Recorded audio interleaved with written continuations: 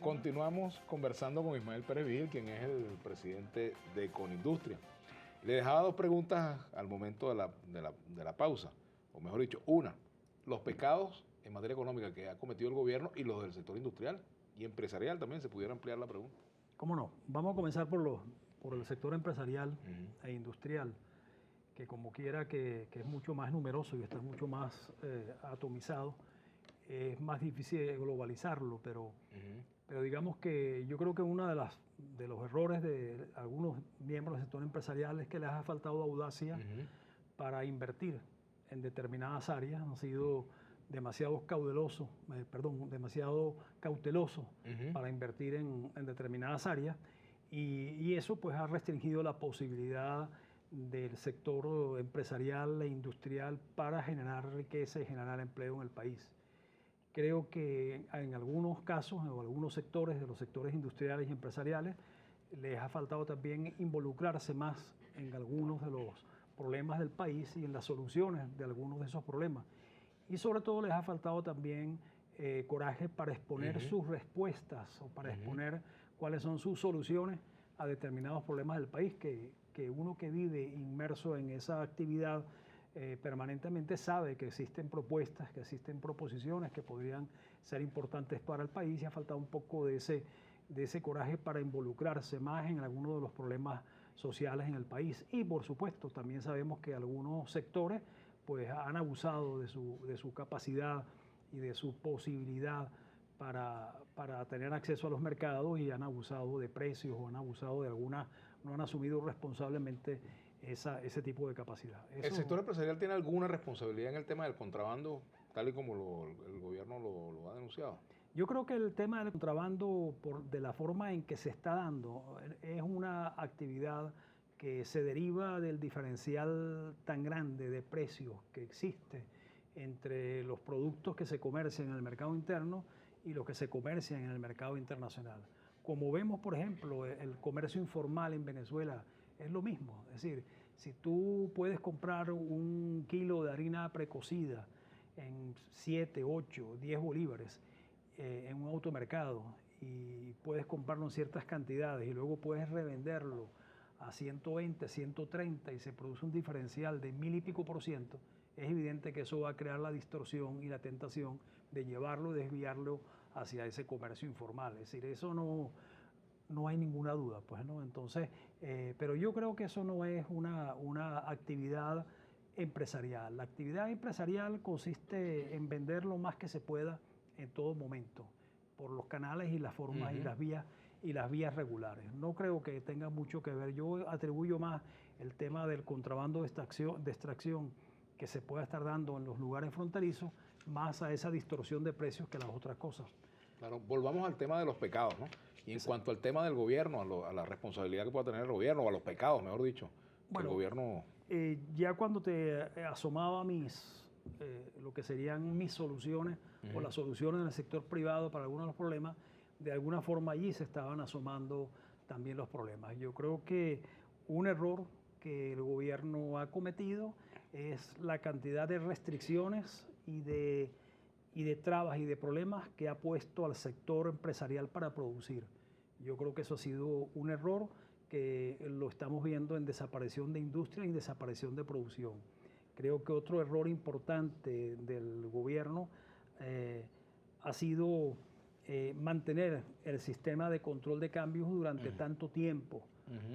Si el control de cambios se hubiera eliminado cuando todavía había una cantidad de recursos en dólares importante, no estuviéramos teniendo los problemas que estamos teniendo ahora. Es decir, yo no dudo de que a lo mejor en un momento dado fuera necesario establecer algún tipo de control, pero cuando la experiencia nos indica que cuando esos controles se mantienen tanto tiempo, se producen las distorsiones que estamos viendo ahora y lo que siempre ocurre, cuando se necesitan los recursos, las divisas para eliminarlo, pues no se tienen y hay que entonces recurrir a otras medidas extremas.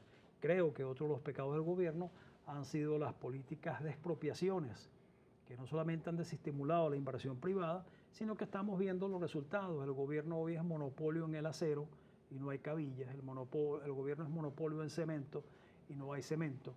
El gobierno tiene una buena parte de la producción nacional en varios rubros que también escasean y que no se ve la producción de esas empresas que es propio del gobierno, no se ve por ninguna parte o cuando aparece es de muy mala calidad.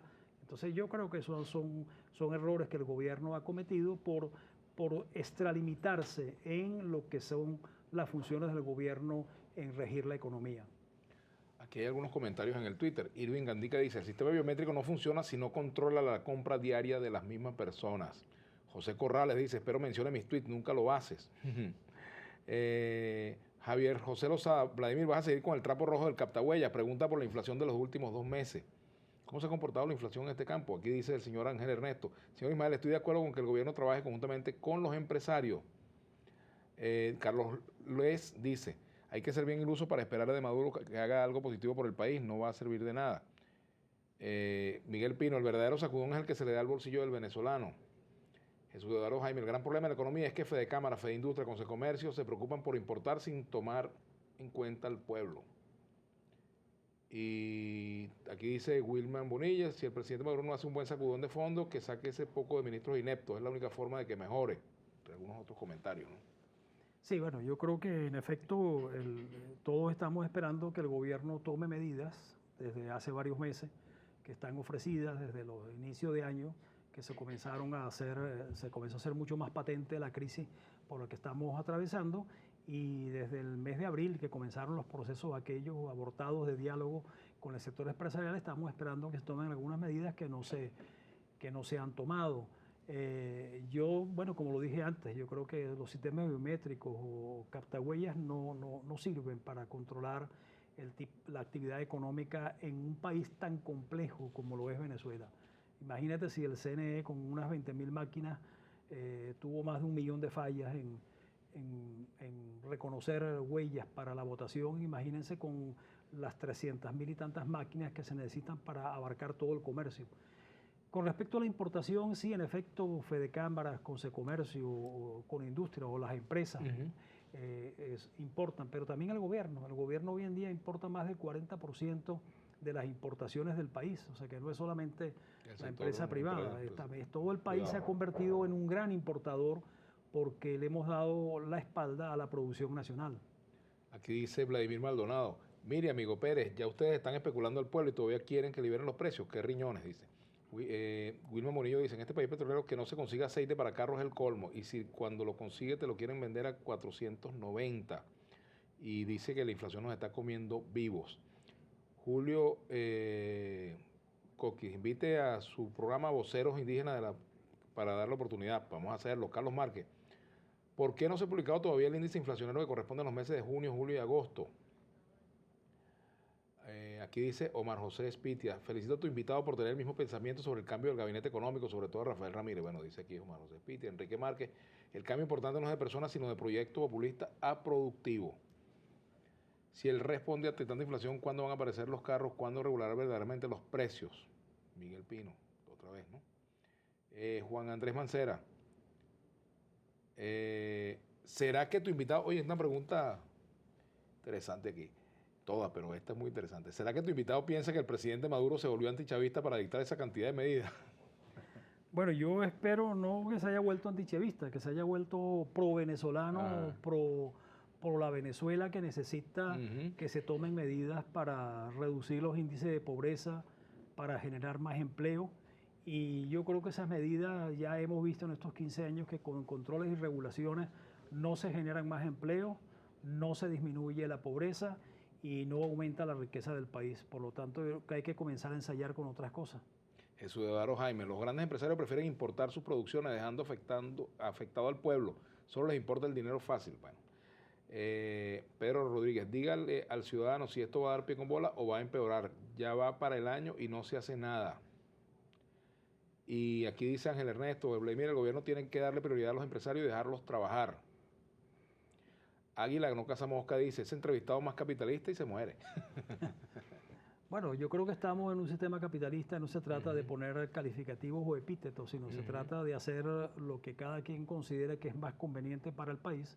Y yo creo que está demostrado que hemos seguido una ruta que no es la más conveniente. Entonces, por eso es que en Conindustria hemos propuesto un cambio de ruta y hemos hecho una propuesta al país que los invito a verla en nuestra página web, que se llama precisamente la Visión Venezuela Industrial 2025 y que hemos llamado La Ruta, que es precisamente un conjunto de propuestas para emprender una ruta diferente para lograr que el país se desarrolle y genere mucha más riqueza de la que ahora está generando. Las medidas que se sugieren, por supuesto que generan sacrificios para un sector de la población, quizás el más débil, ¿no?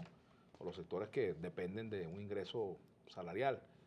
¿Qué sacrificios estaría dispuesto a hacer el sector empresarial e industrial en concreto como aporte a la solución de la crisis que vive el país? Bueno, el sector empresarial ha demostrado en estos 15 años que ha sido capaz de ajustarse al cinturón, reducir sus expectativas y aportar empleos al país. Yo creo que el sector industrial, si tiene un conjunto de medidas positivas, está dispuesto a ceder en sus expectativas y a generar mucho más empleo en el país, que es lo que el país necesita, empleo muy bien remunerado.